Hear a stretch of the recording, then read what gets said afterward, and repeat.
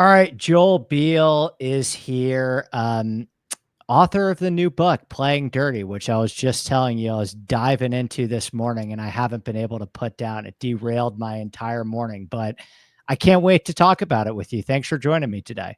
Of course, Andy. Thanks for having me on. And I just want to say congrats. I know last time I was on here, we were talking Tony Finau Yeah. lawsuits, and I know you had Dietrich on lately, and I think you did a good job interviewing him, and hopefully listeners got a better peek into this world that that Finau's involved in with a couple of these lawsuits. So Certainly. Yeah. I mean, we were just talking off air about how odd that situation has become, but that's a story for another day. I think the topic that I want to dive into today with is honestly probably equally polarizing in many respects. But let's start big picture, man. How did you get the idea to write this book? This is I mean, you've done all sorts of long form journalism in the past, but to my knowledge, this is your first time dipping your toes into writing a real book of this length. yeah, so basically once the framework agreement happened in 2023, a few different people reached out about writing a book on kind of the professional golf's mess. And Yeah. while I was interested, I really wasn't. The machinations were interesting. I think anyone who's read Alan Shipnuck's "To Live and Let Die," I think he did a Yep. really good job on that. But to me, I was more interested in kind of what it all meant, and but I was also having a kind of an issue trying to put that in proper context. And the more I thought about it, I thought, man, if the best way to encapsulate how bad things have got with the professional game is to like show what's still good about golf. And to me, Scotland just encapsulates everything that's right. So I know there's been tons of books that have been done about people trying to find themselves over in Scotland, and so many of them are great. I mean, gosh, Michael Bamberger's To the Links Land. It's one of the reasons I got into golf. But if there was like one thing I thought was missing is that a lot of those stories were kind of told about someone trying to find themselves. I wanted to actually put the spotlight on like the towns, the people, the places that make that place so special, and kind of being able to juxtapose it with what's going on with the PGA Tour, with Live, just kind of the greed and the entitlement that have overtaken the sport. I just thought it really made for a nice contrast, and luckily I found a publisher and Back Nine Press that thought the same, and Yeah. I was really lucky that it all kind of came together. Yeah. So, I've never been to Scotland. I have spent a lot of time in Southern Ireland, and just diving into the first couple of chapters in your book, the language that you use to describe Scotland, and this is really somewhat similar phrasing and language that I've heard many times in the past. Like I was just thinking about, I don't know if you've ever read this. It's one of my favorite golf books, but the book that Mike Kaiser Yep. wrote about how he drew. I'm blanking on the name, but the book Dream Golf, I have it right Dream here. Yeah. Dream Golf, yeah. The book that Mike Kaiser wrote about how he drew his inspiration for Bandon Dunes, right? And how going over to Scotland and honestly playing a lot of the golf courses that you talk about in the book, Ely, Carn, North Berwick, obviously the old course, inspired in him something different than New York. All good. Sorry, 1 second. There's someone going on here. Give me 1 second. Take your time. Take your time.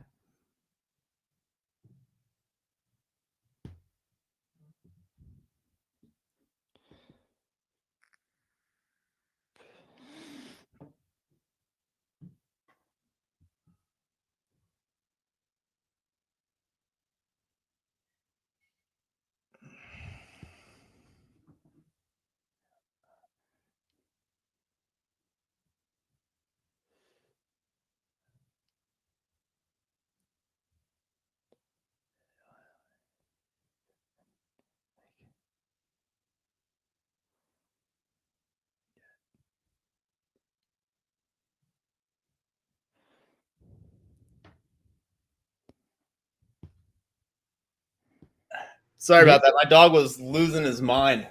He was I'm in my basement. He found something that was going nuts. So sorry Dude, about that. you're completely good, man. We have a big 80-pound golden in my girlfriend's a vet, so I know the life. I have a phenomenal editor. Are you cool to just pick up Yeah. where I left off? Yep. Let's do it. All right. Going back to what I was saying. So, I think for me, it, especially based on some of the time that I've spent in Southern Ireland, having a little bit of a different, I don't know if I've never been to Scotland, so I can't speak about it first time, but how I would describe going to Southern Ireland and the spiritual experience that I felt there was something more pure about it. There was something about that restored my faith in golf in the sense that it just touched on something culturally that I don't know if the American golf culture totally has their finger on yet. I think at certain places, and I think particularly at places like Bandon Dunes, they are trying, and we are getting so much closer to evoking that. But for somebody that's never been to the British Isles or has never been to Scotland, how would you describe like that special sauce that makes a place like Scotland different, that why has become so emotionally resonant to you and so many other people that have taken that same journey? Yeah, great question. I think on the surface level, certainly the aesthetics help, right? Having the water in the background, having a type of golf in links golf that's so different from what we have here in America. So I think the aesthetics draw us in, but what resonates so much to me, and this was what really kind of caught my idea to contrast what's going on in Scotland versus what's going on in the pro game, is it's just democratic. It's really for everybody. In Yeah. America, it's really an aspirational sport, for better or for worse. Personally, I think it's for the worse. I grew up, if I worked at golf courses on maintenance staff. If I didn't do that, there was a pretty good chance I wasn't gonna be able to play the sport, just because it's so expensive to play. Where over in Scotland, I mean, it really is a game of the people. It's so cheap. Now, a lot of that has to do with two things. One, that they really don't really spend money on the same type of resources to keep up the golf courses as we do here in America. A lot of that has to do with the weather. The fact they really don't want to spend money on water, and they're okay with things looking brown, whereas in America people freak out. I know. But the other thing too is, a lot of these clubs are either subsidized by visitors or it's just they're run by city councils. So it's more, everything is immunity. Even the most inclusive places over there are still open to the public, at least a couple days of the week. So they look at golf as really something that should be enjoyed by everybody. And while that sounds like a great idea, being able to actual experience it firsthand, you both leave inspired and actually frustrated of why can't we have that over here. And I think that's really at the heart and soul of the Scottish golf experience. That this is, I think a lot of people go over there trying to figure out what the gift is of Scotland golf. It's there for the taking, and they want people to find out for themselves. And that's the beauty of it to me, is that it's there for the taking. It's for everybody, and it's something so simple. You kind of wonder why we can't replicate the same over here. Well, I tweeted this a couple of days ago because I was having a somewhat similar thought, and that this will relate back to the other aspect of your book. But my first thought when I saw, and I don't know what this exact number is, I'm ballparking it. So I hope all the live people don't come at me frustrated, but there's been something like a $5 billion investment on live over the last 4 years, ballpark, give or take. You want to call it 4, 6, 3, whatever. I mean, you could literally I mean, I was thinking about this because one of my good friends, Jay Blasi, renovated Golden Gate Park. And I've talked about this a bunch of times on the podcast in the past, where Golden Gate Park is a public park in San Francisco, in a major metropolitan area in San Francisco, one of the biggest cities in America.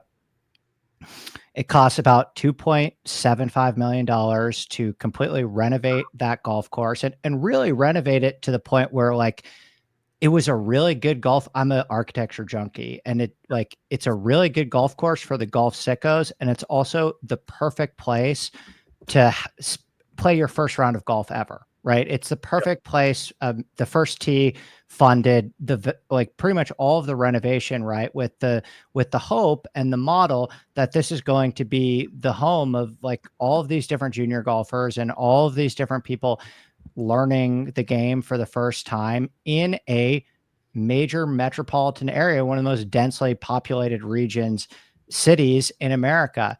You think about the amount of cities that could just do that for $5 billion, and it's hard not to get a little disillusioned by everything that's happening right now. I know. And there's so few examples too, right? Like the one that always pops to mind for me comes to Charleston Muni. Yeah. Was, something that was rejuvenated a couple of years ago, but those seem to be the exceptions, right? I mean, I'm just outside New York City, and it's incredibly how tough it is to just get a tee time, let alone. I grew up there. It's kind of a odd public golf scene, right? It's like the demand doesn't quite, I don't know how far you are from Bethpage, but the demand doesn't quite fit the supply. And, it seems like there's no in between, right? Like everything is uber private outside of New York City, or, the demand is so far over the supply that you can't even consistently get on the golf course with any consistency. Yeah, I think our friends at No Laying Up even detailed recently kind of how people have been gaming the Bethpage system. Yeah, it's just a shame because talk about another thing. And we touch at the end of the book of just the greed and entitlement aren't just centric to live. I mean, you've seen this unfortunately happen to the PGA of America, right? Charging over $700 for a Ryder Cup ticket at a place that's supposed to be the people's home, right? Something's off there on that equation. But yeah, it's weird because I think 77% of American golf is public compared to semi-private or private, and yet in Scotland everything has public to some degree except maybe one or two places. But yeah, it's such this weird thing of listen, I get there. I understand the appeal of country clubs. I understand people want their privacy. I understand as one that plays Bethpage a decent amount, the frustrations of 5.5, 6 hour rounds. But I just don't understand why this thing that we're trying to grow the game at the same time we're trying to lock most of the people out of it. And yeah, I am 100% with you. As we've seen the past couple of years, especially after the pandemic, there's clearly a thirst for amateur golf in this country. Why we're trying to restrain it to certain things, why we're not really going all in to grow it as much as it can be. It's even more than frustrating. It's maddening to me, just because you rarely get these opportunities. And I feel like as a sport, we keep blowing them. So yeah, hopefully now that was another impetus for this book, is that as frustrating as things are in the professional game and even just the game in general right now, it doesn't have to be this way. If you look over in Scotland, they have a blueprint for us to follow if we're just smart enough to see what they're doing and follow it. And I guess my next question would be, and I don't know if I have the answer to this question. I don't know if you have the answer to this question either, if there even is an answer to this question, but it was one of the first things I thought about when I was reading the first couple of chapters of your book. But like, what would the answer from the Saudis be to the question I just laid out? Like, if you got MBS and the guys over at Vision 2030 in a room and asked them, why pro golf, right? Why invest this much money in this to cultivate the end goal of normalization of your diversification of your business interest? But like, what would what would you think the response from people that are maybe defending the choice to fund live, or the brain trust behind live, that would say, no, here's why we did this? Because I've been having a lot of trouble with that question recently as well. Like, I just have kept thinking over the last couple of years, like, why this roadmap? Why was this the choice to accomplish this goal? Yeah, great question. The first thing we have to remember is we can't look at this as a normal business sense, right? No. because this is funny money. It's also does not have a strict business goal of we're trying to make money. Clearly that's not the case, because this is the worst business of all time if that's the case. And it's got to be the worst sports business investment from an ROI standpoint ever. I mean, it could only be done by $1 trillion fund. And now again, the Live people are going to say, well, you don't get it. You don't see the long-term vision here. And it's like, well, I can't imagine this was the plan though. You didn't want it to be like a little bit successful. Well, first of all, this wasn't the plan, right? They tried to go through the traditional route. They had the Saudi International, which it was sanctioned by the DP World Tour. They wanted to be a part of the ecosystem, and they frankly had that in. Where things went astray is the PGA, the PGA Tour initially turned down their overtures, right? And this is a group that is not used to not getting their way. So instead of realizing, this isn't, they've had success in every other forum they've gone into, including sports, right? They've had success on the soccer front, the F1 route, boxing. They've recently, won the World Cup rights in a very controversial way. They have their eyes on the Olympics. This is really the first time that they had a roadblock in their way. So if the golf ecosystem didn't let them in, they would just kind of build their own avenue in.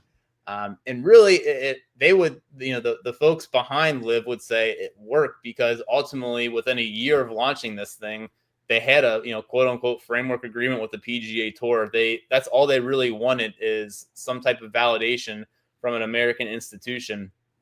And yeah, obviously this is still going, but bringing the strategic sports group was one of the best things that actually happened to Live, because now the PGA Tour has people that they need to answer to who basically partner with the tour solely to kind of have this conduit into the Saudi investment. If you look at those who are involved in SSG, they want that Saudi money for their own purposes, right? Joel, 100%. Mark Lazary, all those guys. Yeah.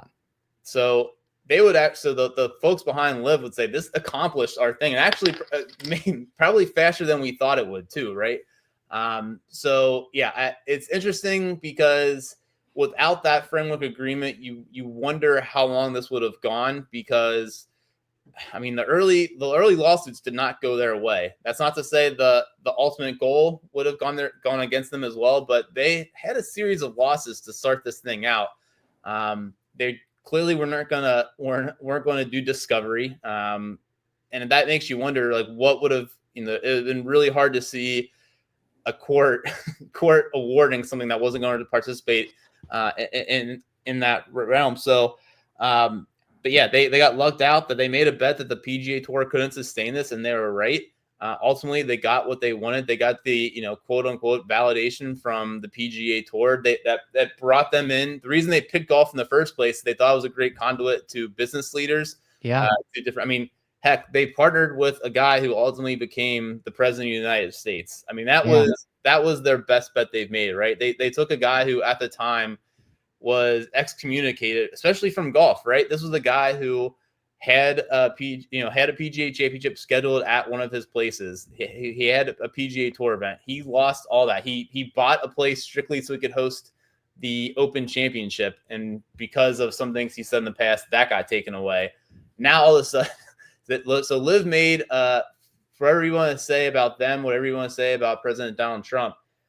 They made Liv made or I should say Piff made a risky bet on him, and it paid off. And now they have, as these talks are going on, I think the one thing that was kind of blown out of proportion when Rory McIlroy a couple weeks ago said, Donald Trump isn't on the side of Liv.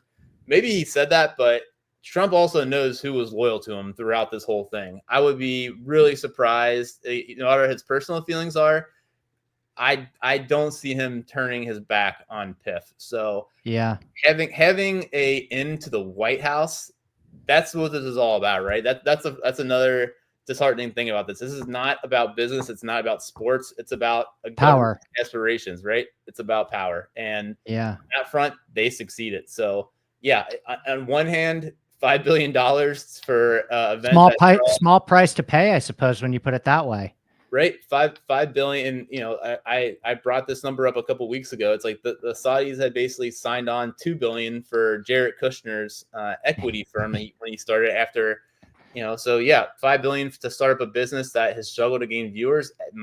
To us, it seems ridiculous. To them, it's yeah, $5 billion, and now we have keys to the White House. So, but as a golf fan, you wonder, well, wait a minute, this is I just want to Right. watch the world's best players. Why are we talking geopolitics? So Yeah. that was another reason for the book, is that this isn't just about padding the bank accounts of professional golfers. There's so much more going on at play, and it's something that, as many as articles have detailed it, you just need more runway than 4,000, 5,000 words on an article. You really need, Yeah.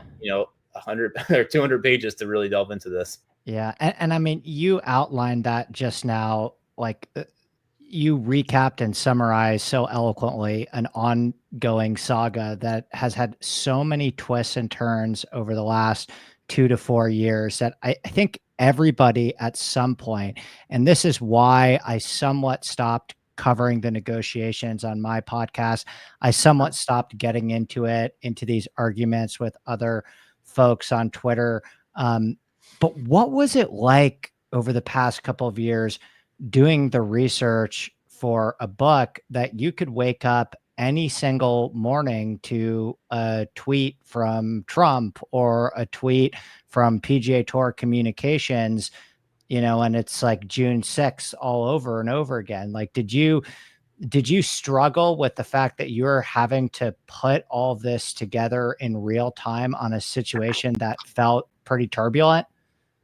It's funny. So from my job, I mean, this basically traces back to before the pandemic, right? I mean, we were hearing in late 2019, early 2020 about this rival faction starting up. And this was when it was still just the Premier Golf League before Live broke off and it's separate. Since then, even until this weekend, when people were trying to figure out what happened at the White House meeting, that I think enough has come out now that we can safely say did not go the PGA Tour's way, at least that initial meeting. My whole thing has been, anyone that speaks with any conviction about any of this doesn't know what they're talking about. Yeah. There's so many people involved. There's the truth has been just continually changed. As a person that's been working in this field since then, yes, that has been frustrating. What was nice is that I was already kind of prepared for this, writing that book. I kind of kept that in mind. If anything, it actually helped me form how I wrote it as well, because you're right. Any day something could have changed, right, with one thing. And so I wrote that in the sense of, I'm not going to be like, I give readers an idea of what's going on behind the scenes, but I wrote it in the sense of, hey, I don't care if this deal happens while I'm over there as I'm writing this, or like a day after this thing is published. This thing needs to last forever, and Yeah. how do I speak to it? So while trying to kind of give the details and reporting of what kind of going on behind the scenes, the big picture takeaways are things that I tried to make sure were impervious to time. Something that no matter when you picked it up, it would still be true. It would still hold weight. And so in that sense, I was lucky that helped focus on the themes, what I thought would resonate. And yeah, something that, I know we mentioned earlier, but, or maybe, sorry, I'm already scatterbrained, but Michael Bamberger's To the Lynx Land was just seminal work for me. And it really helped. The things that stuck out to me in that book, the things that, he was over there, I think in 90, 91, and I pick it up and it feels like he was just over there, this past year. So how can I write about something that no matter when someone would pick this up, that it would still be true to them? And that really helped guide my way. And that's also, where Jim Sitar with Back Nine Press is my editor. He helped, really mold that as well. So yeah, for those worried that they might be getting something that seems outdated, I wrote this in a way that no matter when you pick this up, hopefully it speaks to you. And in terms of going forward, because I almost want to put a little bit of a bow on the Lev stuff and circle back to a few more questions about Scotland, but how do you feel about where we are right now? Like, we're recording this on February 24th, and there's just been more news that has come up recently about a meeting between President Trump and Jay Monahan and Adam Scott, and it seems like we're charging forward towards some form of a deal or agreement. Although I have to say, the statement put out from the PGA Tour that talks about the beginning of a conversation or the beginning of negotiations. If this is the beginning of negotiations, I struggle to wonder what the heck we've been doing for the last year and a half. But how do you feel with where we are right now on February 24th? I gotta be honest with you, Joel. I've heard some. This is like I'm not a journalist by any means. Breaking news is not my bag. That's not a corner of the golf ecosystem I have actually any interest in exploring. I have heard some rumblings from people that like we may see some live players as soon as the players. Like this may get expedited fast, and that's because when Trump gets involved in something, particularly in this first 100 days of his presidency, I think he's very incentivized to make a lot of waves and make a lot of waves very quickly. So where do we, and I mean, saving golf would be like the most brand adjacent W for Trump ever in terms of like the things that he seems to be after. Where do you think we sit right now? Yeah, I think you hit on something good there of saving golf, right? Because I'm 38 years old. I really got into golf maybe when I was seven or eight. I Yeah, me feel too. like since then, golf is just like when we talk about golf, it encompasses the professional game. It encompasses just your meeting down the street. It's the Thursday night league. You participate in your friends. What's really become clear to me is through the past 4 or 5 years, I don't think we can put professional golf into that broader category. What they are dealing with is such a different thing now than what the rest of us, and probably it already always has been to some degree.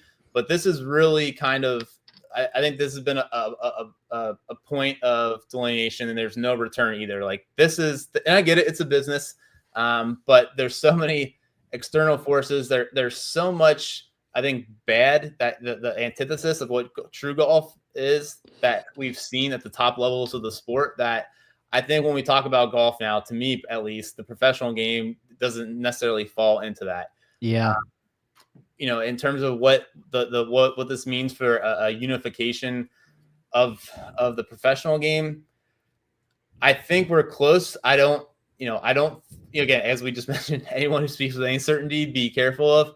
I think we are closer than we have been. And I actually point to Monahan. This is a guy who, after that, this was an opportunity to take a competitor off the board statement he made on June 6th about the framework agreement. He's been very buttoned up, hasn't really given us anything.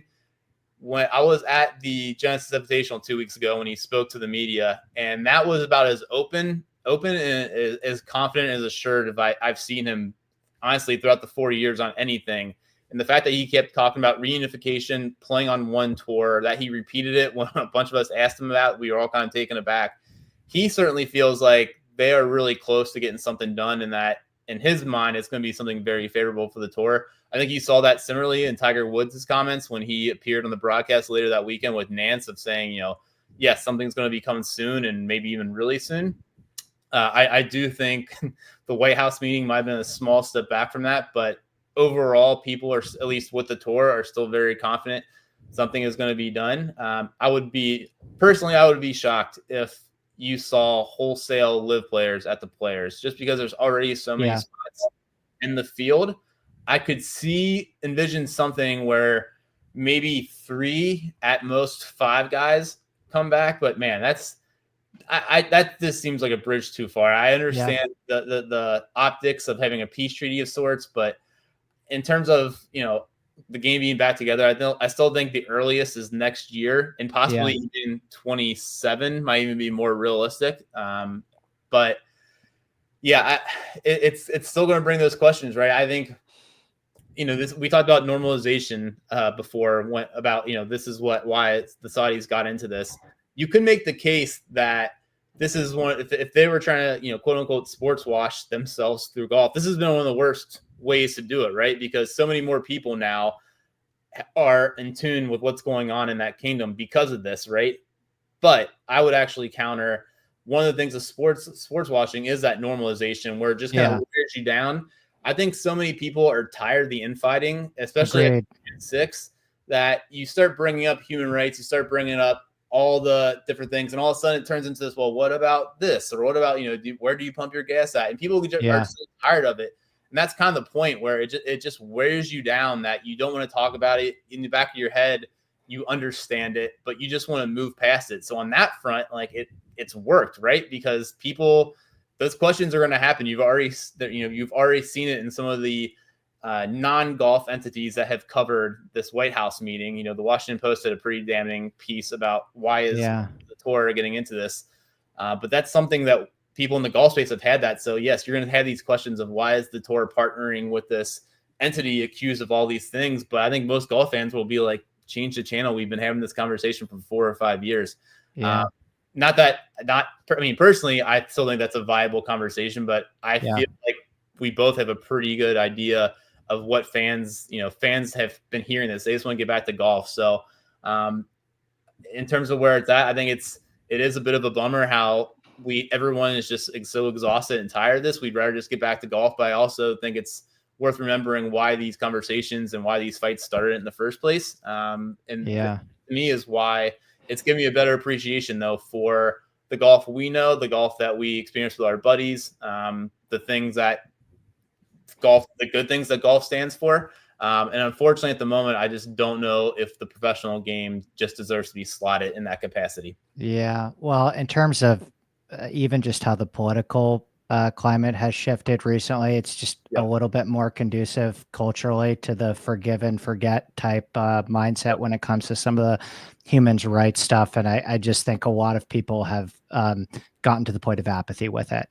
where it's just like, wake me up when anything changes, wake me up when, something new happens. And I got to say to you, Joel, I mean, I own a company where every single week we are providing data and information for PGA Tour events, that people, consume and gamble on. And so I could not think of a person that is more invested in the weeks outside of the majors being interesting to Yep. people, right? Like my career is fully based on fans being interested in golf outside of 4 weeks a year. If people don't care about professional golf, if people only care about the majors, that is terrible business for me, right? Like that is my worst possible scenario in my career personally.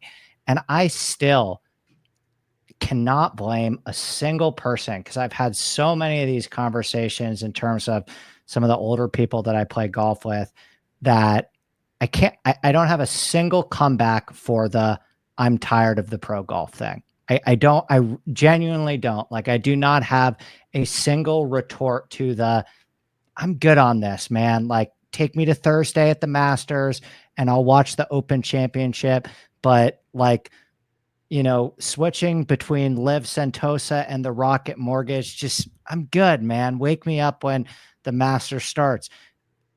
What do you say to all those people, right? Like, I'm not one of those people that feels like as fans of professional golf, we should settle for only 4 weeks of the year mattering. I don't think we should have to do that, right? Like I think that we should require more of our professional sport. So what do you because I feel like you probably had so many of these conversations yourself when you were going to Scotland with other people that had just become super disillusioned with the pro game. Yeah, and that includes myself. I mean, even when I was boarding the flight to go over, I received text within maybe like a 20-minute span from two players. This was, I left in late June of 2024. And this was right when we were starting to hear whispers of, drastic changes to how many guys would keep their cards, a reduction from 125 to 100. There were a few other things at the time that to this point haven't come to fruition. And I had a player who was, in the top 10, top 15, giving their side.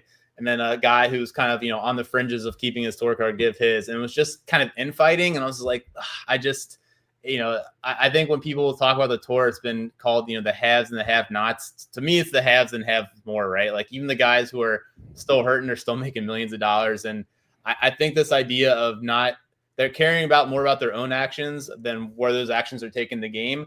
It really wore me down. But I will say, going over to Scotland, really getting to the roots of it, have actually given me a better appreciation for the week to week tour performance, which that was kind of an unexpected upshot because, yeah, like this past weekend, right? Like it's easy to fall in love with turning on Genesis and watching the best in the play. Easy to turn on Pebble. Easy to see the crowds that Phoenix and get alive in it. But a week like the Mexico Open where there's not much of a crowd presence, the field's kind of weak. By the way, it's the opposite style of golf that makes golf in Scotland great. Like golf at the Mexico Open is a just different sport than the golf you play walking up north, walking at North Berwick, right? Right. It's I mean, yeah, it's almost I think you hit it. It's not even the same sport. You could argue it's a different game. And yet, seeing somebody like Brian Campbell, who's just bet on himself, has think of all the failures, and I mean, I'd say it in a positive way, that he's experienced, and that he still woke up the next day and went at it. To see those guys, I know it wasn't the most thrilling of golf performances in terms of acumen, but I actually think that underlines how much it means to those guys. You only mess up when you know something of importance is on the line. To see these guys who are the world's the best of that profession struggle on a relatively easy course just shows you how hard it is to win and how much it means to win. So just kind of having appreciation for those small things. I'm not saying it's something every week that would probably wear you down, but I think every week there is still something you can kind of latch on to. And to me, it's just kind of trying to find those little bits of hope, those little bits of goodwill. I don't think that's being obtuse to the bigger things going on in the background. But at the same time, and I think we're definitely guilty of this as media. Is golf more than other sports really likes to complain about itself.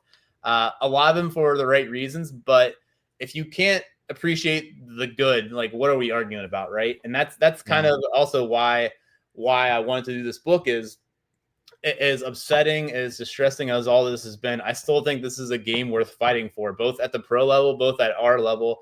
I still think this sport has a lot of good to it, and that's why I think we're all fighting. That's why we're all worried about it, because we want this thing to succeed. We think this thing has a lot of benefit. We think it's to me it's this is why I do what I do, right? This is why you do what you do. It's yes, it's our business, but we love it. We're very lucky to do it. I mean, gosh, the passion from people, either from those who read or listen to us to just guys you count on the course. Like, how lucky were you to be in this sport? So like I'm sure some people get a little upset at the emotions in this, but we should be lucky that we're in something that garners that type of response. So I say a lot to say, the week to week can definitely wear you down. I also would say this, I don't know about you, but in December, there's still those couple of weeks when nothing's going on where I wish, like I'm glad we have a break from golf, but I also miss it. Once January comes around, I'm ready for the century to get going. So, it's golf has a lot of work on, but at the same time, there's still a lot of good there and a lot worth fighting for. I do think that you can marry the two a little bit. Like if you think about, I mean, and there are many reasons, what makes golf in the British Isles so special, right? What makes golf across the pond so special? And I think about, for me, like I will never forget this round that I had at Tralee in Southern Ireland, where, it was just absolutely gale force winds.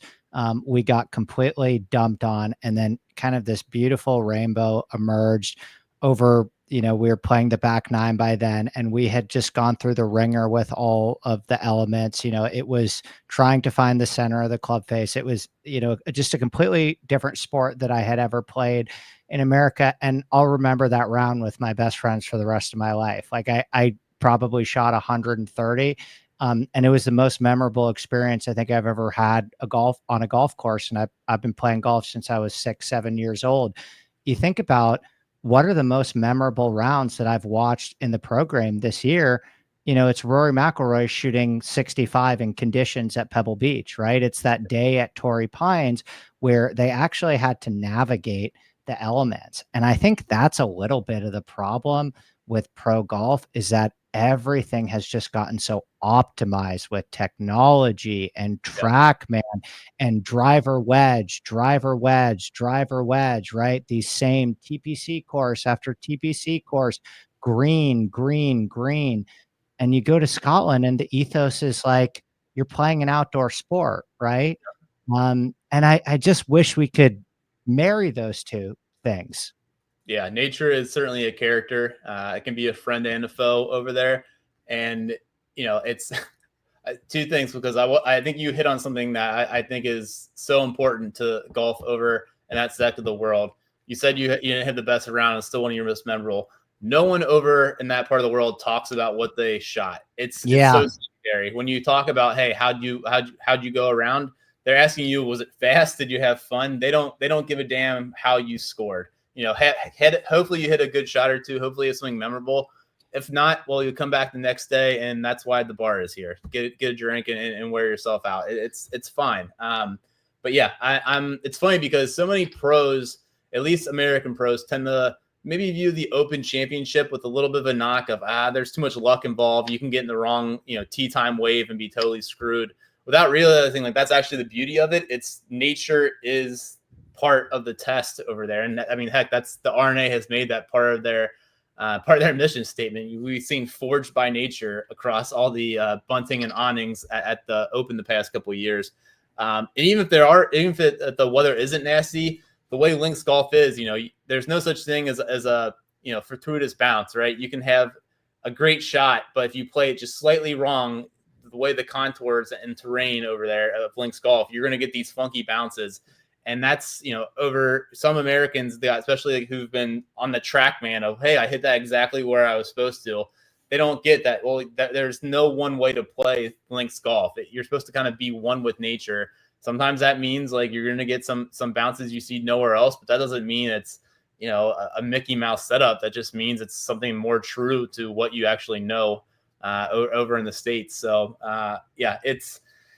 it's something. So, and I know probably some people are hearing this and thinking I'm romanticizing it. If you've ever been, really do yourself a favor and go over because it's something that needs to be experienced. It's also honestly not that expensive. Take the flight out. That's one of the beauties. This open to all. Even though visitor rates are slightly more expensive than what you would pay if you were a local, it's still really easy to get on most courses. Yeah, you'll still probably pay if you're at a open rota like a Carnoustie or a Troon. Turnberry is expensive. Outside of that, you can get on top 100 courses in the world for less than $100. And a lot of really, really good links courses for honestly less than 50 or 60. So, one of my favorite courses in the world is Brora, which is about an hour north of Inverness. Just on the road from Royal Dornick, one of the best courses in the world. $50, $60, you're king for a day there. And to me, that's what Scottish golf is about. It's one of the few places where you don't have to worry about the damage to your wallet. Golf is so much quicker over there too. I mean, gosh, if you take more than 3.5 hours, something's gone seriously wrong. Everyone just plays, I can't tell you how many different people I play with in terms of walks of life, of skill level, and everyone just gets along. It's the most harmonious scene. Gosh, I've been over there now, I think 6 or 7 times. That's not an aberration. It's like that everywhere you go over there. Whether you're north, south, in the Highlands, even at the quote unquote, ritzy places over there, it's still this, hey, we're open for everybody. If you like golf, we have a spot for you. And that's to me what the game should be about. Joel, this is a pleasure. I could do this with you for hours. And I know the first of many conversations on similar topics. Where can everyone find your book? Yeah, they can go to back9press.com. And then starting March 1, I believe the book will be available on Amazon as well. Awesome. But supported on Back9 Press, right? I've bought a bunch of books on Back9 Press. It's just a great publishing company. Yeah, Jim Sitar, he's been around for a couple of years now. A guy who, I don't think it's any secret that the book world, things are starting to contract a little bit. Someone like journalism. And Jim is a guy who really believes not only in the written word, but in the game as well. There's so many good books on that site. One Revelation Comes, I think, is one of the best just sports books that's been written. On my list. You're like the 4th person to have recommended it for me. I got to just do it, huh? Yeah, it's worth it. It'll take you to some places that you don't know you're about to go, and it's going to tear at your heart. But it's something that I think everyone who has a feeling towards golf needs to read. There's so many other books on that site as well. So Back Nine Press. If you're a golfer, and especially if you're one that likes golf literature, do yourself a favor and support an entity that's really trying to make a difference in this world. Awesome, Joel. Well, this was a pleasure as always. Congrats on the new book, my friend. Thanks, Andy. Thanks for having me on, bud.